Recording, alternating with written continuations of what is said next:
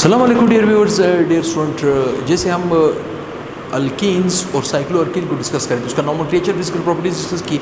आज हम उसका स्ट्रक्चर डिस्कस करेंगे। आसान स्ट्रक्चर है, थोड़े से कुछ मेन पॉइंट है उसके बारे में हम थोड़ा सा डिस्कस करेंगे। जैसे मिसाल के तौर पे सबसे पहले नंबर पे हम एक्सप्लेन करेंगे स्ट्रक्चर ऑफ अल्कीन।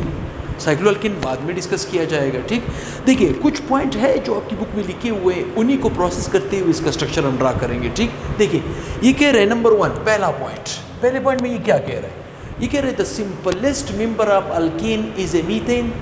आपको ये पता होना चाहिए कि अल्केन का जो सबसे सिंपलेस्ट और सबसे छोटा मेंबर है उसे हम क्या कहते हैं? मीथेन, जिसका फार्मूला है CH4।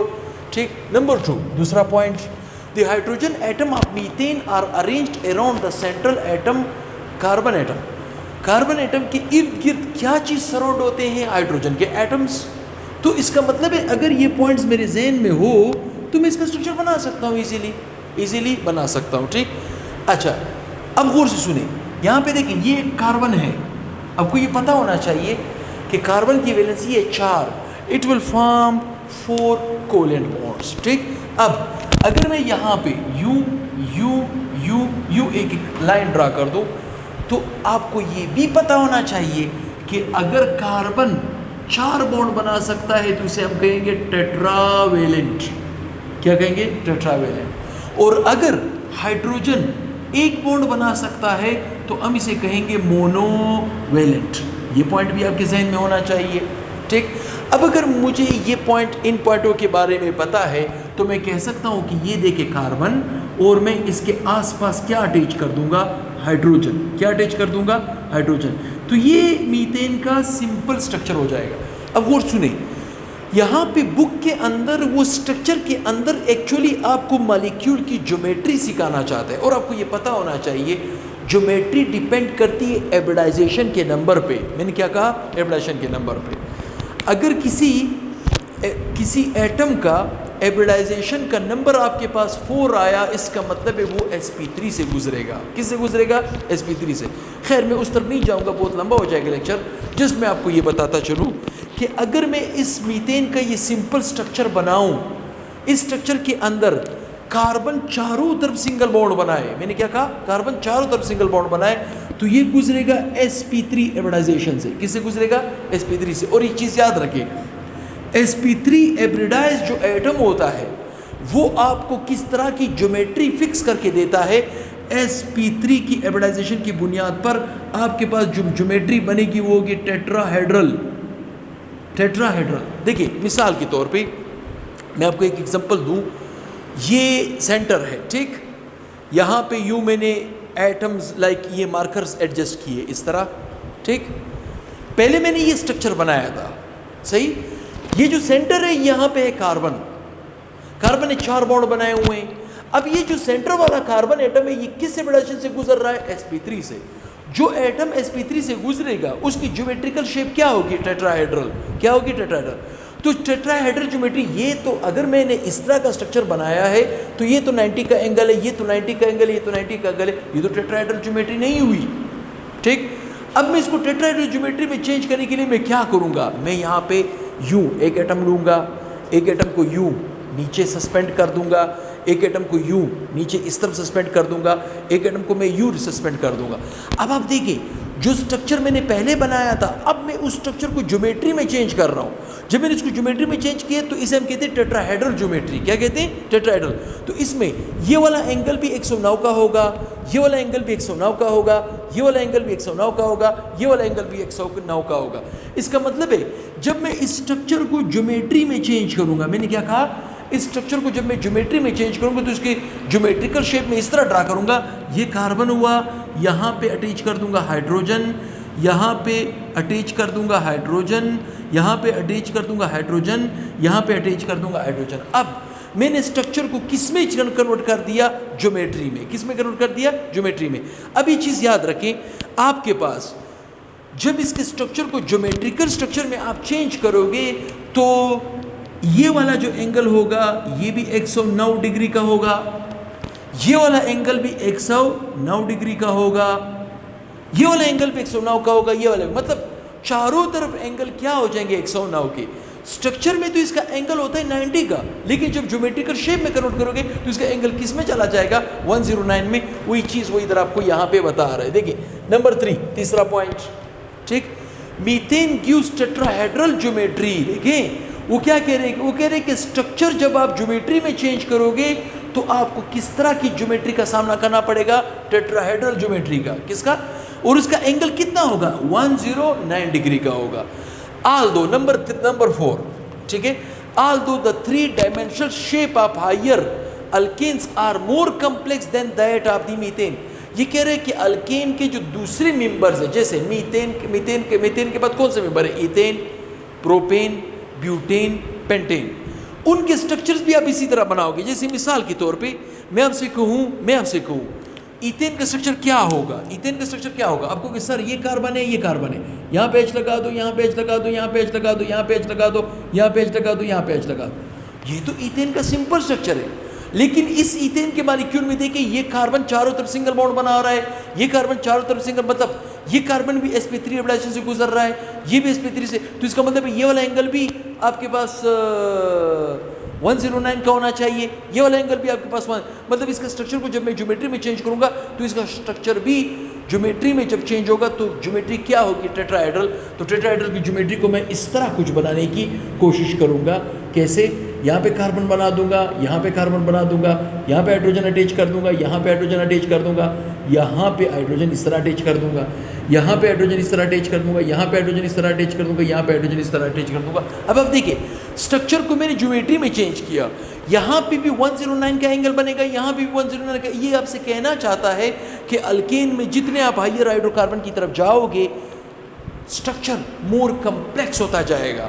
मतलब स्ट्रक्चर तो आप बना सकोगे, उसकी ज्योमेट्रिकल शेप बनाते वक्त आपसे गलतियां होंगी। लिहाजा आपसे जब कभी भी अल्केन का स्ट्रक्चर पूछा जाए या उसकी ज्योमेट्री पूछी जाए तो आपने सारे नॉलेज को मीथेन के ऊपर अप्लाई करना है। अगर आपका नॉलेज मीथेन के ऊपर एग्जैक्टली फिट आता है, इसका मतलब है वही नॉलेज ईथेन के ऊपर, वही नॉलेज प्रोपेन के ऊपर, वही नॉलेज ब्यूटेन के ऊपर भी एप्लीकेबल है।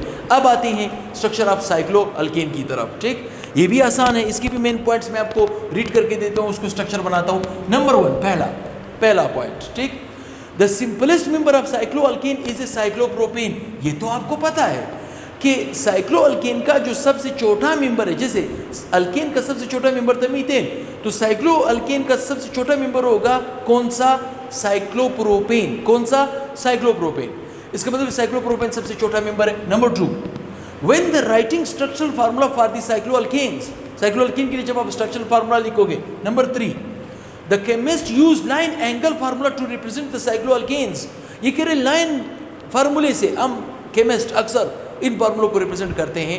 तो इसका मतलब है हम सिंपल इसके स्ट्रक्चर में चले जाते हैं, ज्योमेट्री को फिर याद नहीं करते। वैसे इसकी भी ज्योमेट्री टेट्राहेड्रल ही बनती है क्योंकि कार्बन चारों तरफ सिंगल बॉन्ड बना रहा है। ठीक, अच्छा। Number 4, each ring is represented by the regular polygon that has same number of the side as there are carbon atom in the ring. जितने कार्बन एटम रिंग के अंदर होंगे उसी तरह का स्ट्रक्चर आपके सामने अपीयर होगा। Number 5, chemist represent the cyclopropane by the triangle. Chemist जो है साइक्लोप्रोपेन को ट्राइएंगल के तौर पे रिप्रेजेंट कर रहा है। अब ट्राइएंगल इसकी ज्योमेट्री नहीं है, इसका स्ट्रक्चर है। क्योंकि जब हम साइक्लो अल्केन के ऊपर कॉन्सेप्ट को अप्लाई करते हैं, साइक्लो अल्केन रिंग फॉर्म में है, स्ट्रेट चेन नहीं है, ब्रांच चेन नहीं है, तो स्ट्रेट और ब्रांच के ऊपर स्ट्रक्चर और ज्योमेट्री में फर्क आ जाता है। अदरवाइज जब रिंग होता है तो स्ट्रक्चर ज्योमेट्री सेम होती है। लिहाजा ये कह रहा है कि साइक्लोप्रोपेन के लिए केमिस्ट क्या इस्तेमाल कर रहा है, ट्राइएंगल। साइक्लोब्यूटेन के लिए स्क्वायर प्लेनर, ठीक, और साइक्लोपेंटेन के लिए पेंटागोन और साइक्लोएक्सेन के लिए हेक्सागोन स्ट्रक्चर। अभी आते हैं, देखिए 2 मिनट में हम इसको स्ट्रक्चर को यहाँ पे आसानी से वाइंड अप करते हैं। ठीक, देखिए मिसाल के तौर पे मैं एक आपको साइक्लोप्रोपेन का स्ट्रक्चर वाजे करके दे देता हूँ, वही कॉन्सेप्ट मैं सब पे अप्लाई करूँगा। ठीक है, देखिए ये मेरे पास कार्बन है, ये कार्बन है, ये कार्बन है, ये कार्बन है। ठीक, अब इस कार्बन ने 2 बॉन्ड बनाए हुए तो मैं इसको 2H दे सकता हूँ। इस कार्बन ने 2 बॉन्ड बनाए हुए तो मैं इसको 2H दे सकता हूँ। इस कार्बन ने 2 बॉन्ड बनाए तो मैं इसको 2H दे सकता हूँ। ये तो इसका ओपन स्ट्रक्चर है। लेकिन मैंने इसको किस तरह बनाया, ट्राइंगल के शेप में, क्योंकि रिंग है, रिंग में हम सिंपल स्ट्रक्चर बनाते हैं, ज्योमेट्री को भूल जाते हैं, ठीक। लिहाजा मैं इसे ट्राइंगल, अब मैं इस ट्राइंगल को इस तरह भी बना सकता हूं, ठीक। तो ये क्या हुआ, ट्राइंगल स्ट्रक्चर हुआ, ठीक। अब आते हैं ब्यूटेन की तरफ। जब मैं ब्यूटेन की तरफ आता हूं, carbon carbon carbon carbon carbon, यहाँ पे हाइड्रोजन, यहाँ पे हाइड्रोजन, यहाँ पे हाइड्रोजन, यहाँ पे हाइड्रोजन, यहाँ पे हाइड्रोजन, यहाँ पे हाइड्रोजन, यहाँ पे हाइड्रोजन और यहाँ पे हाइड्रोजन, ठीक। वैसे इसका ये ओपन स्ट्रक्चर है, ठीक। अगर मैं इसको थोड़ा कंडेंस करूंगा तो carbon carbon carbon carbon carbon, यहाँ पे H2, यहाँ पे H2, यहाँ पे H2, यहाँ पे H2 होंगे, ठीक। और अगर मैं इसको मजीद लाइन एंगल फॉर्मूले से शो करूँ, जैसे केमिस्ट्री से रिप्रेजेंट करता है, तो मैं सिंपली इस तरह का स्क्वायर प्लेनर बनाऊंगा, स्क्वायर प्लेनर बनाऊंगा। मतलब ये ओपन स्ट्रक्चर हुआ, ये कंडेंस हुआ, ये लाइन एंगल हुआ, ठीक। तो चलिए मैं इसको तीन एंगल से, तीन तरह से रिप्रेजेंट करता हूं। ये इसको हम कहेंगे ओपन स्ट्रक्चर, क्या कहेंगे, ओपन स्ट्रक्चर कहेंगे। इसे हम कहेंगे कंडेंस स्ट्रक्चर, कंडेंस स्ट्रक्चर कहेंगे।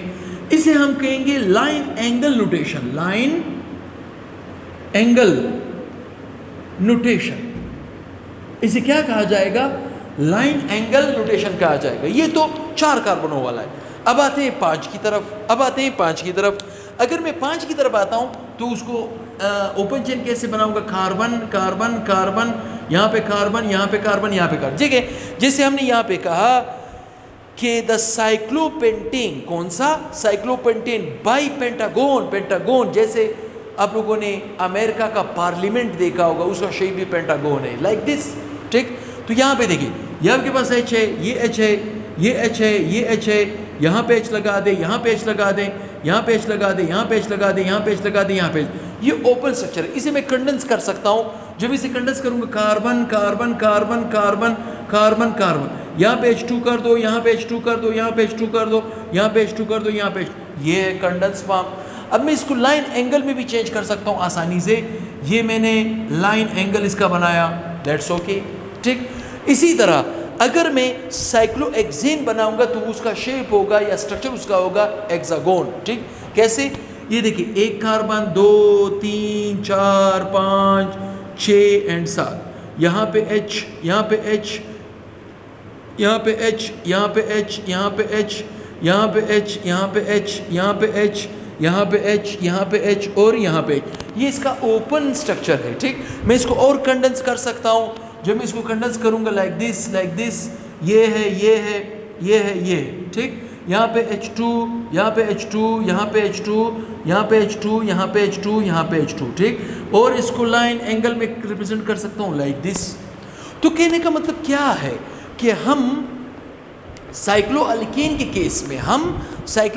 केस में सिंपल स्ट्रक्चर बनाएंगे, ज्योमेट्री को भूल जाएंगे क्योंकि they are in ring form, number 1।